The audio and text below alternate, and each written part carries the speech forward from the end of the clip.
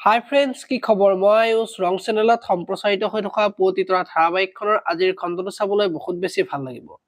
কিয়নো যোৱাটো খণ্ডত পম স্কুলৰ পৰা ঘৰলৈ নহা দেখি মাক চিন্তাত পৰিছিল আৰু স্কুললৈ মাক আৰু অনুষত বিচাৰি যোৱাত সি তাৰ পৰা ওলাই অহা বুলি কৈছিল।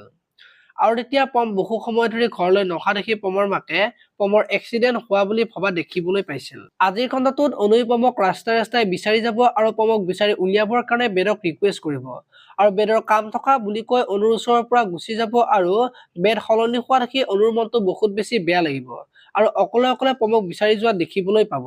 আনফালে পমৰ মাকে পমক চাৰিওফালে বিচাৰি ফুৰিব আৰু পমক বিচাৰি নোপোৱা দেখি মন্দিৰত চাকি জ্বলাই পমৰ কাৰণে প্ৰাৰ্থনা কৰি থকা দেখিবলৈ পাব আৰু সেইখিনি সময়তে মন্দিৰলৈ জিউ আহিব আৰু পমৰ কাৰণে তুমি প্ৰাৰ্থনা কৰিছা বুলি মাকক সুধিব।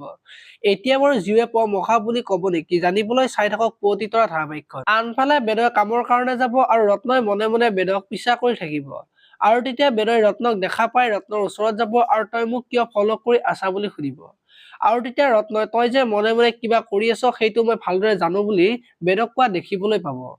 আপোনালোকে পুৱতি তৰা ধাৰাবাহিকখন চাই কেনেকুৱা পাই কমেন্ট কৰি জনাব আৰু যদি এতিয়ালৈকে চেনেলটো ছাবস্ক্ৰাইব কৰা নাই তেতিয়াহ'লে চেনেলটো ছাবস্ক্ৰাইব কৰি ভিডিঅ'টোত এটা লাইক কৰি দিব। ধন্যবাদ।